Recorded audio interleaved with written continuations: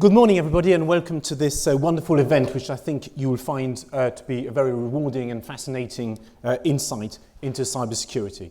I think that we can all agree that cybersecurity is the topic of the moment. It's increasingly important, and increasingly people realize that it is important, not just the experts in the field. It's moving center stage in boardrooms across the country, something for which we should all be grateful.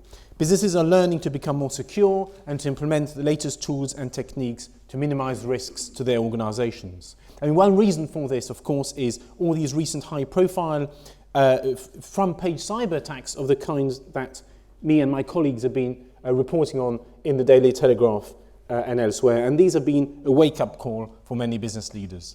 The board-level awareness of cyber risks appear to be at an all-time high, which is good news. But some management teams are still too late, really, to realize that cyber risk needs to be actually addressed in the boardroom as a mainstream part of their company-wide risk management discussion, not just something that you shunt away on the sidelines. So I think that's one of the issues we're going to be addressing today. The good news also is that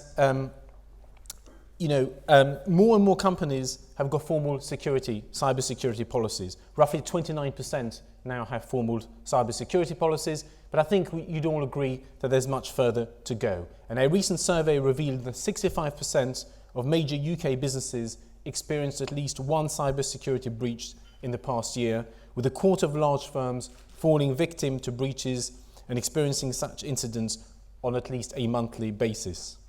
And only 10% of businesses have formal incident management processes. Again, that's just not good enough. Too many firms are still losing data, they're still losing money, they're losing consumer confidence, and of course exposing themselves to media scrutiny. So what is the biggest concern? I think everyone shares a common concern, and that's about their brand. So why is Telegraph Media Group running this cybersecurity conference now? As an organisation, this is an issue that we're taking very seriously. We've joined an industry group to ensure that we are at the forefront of implementing new technologies and new techniques to secure our brand. We have assembled some of the leaders in cybersecurity to share their knowledge and experience with us today, to be part of this transformative phase in cybersecurity development. And in order for the UK to further strengthen its position as a world-leading digital economy, we believe that cybersecurity must become a top priority. Many of the companies who suffer a cyber attack of the major kind can see brand and shareholder value destroyed almost overnight. Cyber risks can impose and impact shareholder value. They can tarnish the brand, as we've discussed, and expose the company to litigation. These are issues of importance to the C-suite, and they elevate the need for boards of directors, general counsels, chief risk officers and chief information security officers to understand and talk about their organization's levels of due care, approach and preparedness to address cyber risks. We're clearly in a world where the threat landscape has changed. Most hackers these days identify individual employees and target the way they work and the sites they regularly visit, whether that's their email, whether that's their social media, or whether that's mobile sites. These types of attack all target the individual and focus on accessing employees through personal online activity. It's through targeting this kind of activity that hackers secure access into major organizations. Individual employees need to be educated, therefore, to develop an awareness of what's happening, and companies need to understand fully how the threat of cybersecurity breaches has developed. Despite everything, I think it's fair to say that most companies don't perceive themselves as targets of cyber attackers. As the threat landscape rapidly changes and risks increase, companies need to simply change their mindset.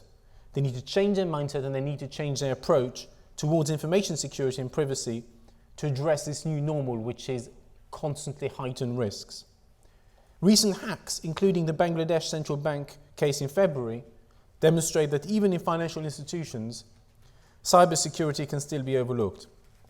Simple procedures and equipment can and must be put in place to safeguard organizations. In the case that I've just discussed, the hack in Bangladesh, the hackers managed to steal $80 million from the central bank because they skimped on network hardware and security software. The bank had no firewall and used second-hand routers that cost $10 to connect to global financial networks, which wasn't that clever. Simple security hardware improvements would have provided the first line of defense against hackers. Needless to say, in many other cases, it's much more complex and the solutions are much more expensive and time-consuming, and and this is one of the reasons, of course, why we're holding this event today. I'm delighted that you've all joined us at this conference today, and before I thank you, I want to introduce our chair for today, David Livingstone. David will be chairing the whole of the conference. He's an associate fellow at Chatham House and has worked with the cybersecurity industry for 18 years. His previous roles have included cybersecurity strategy advisor to the Scottish Government, to the FCO and to the MOD. As an independent consultant, David has developed strategic capability in the security and space sectors. So we couldn't be in safer hands for today. Please welcome to the stage David Livingstone, and thanks to all of you.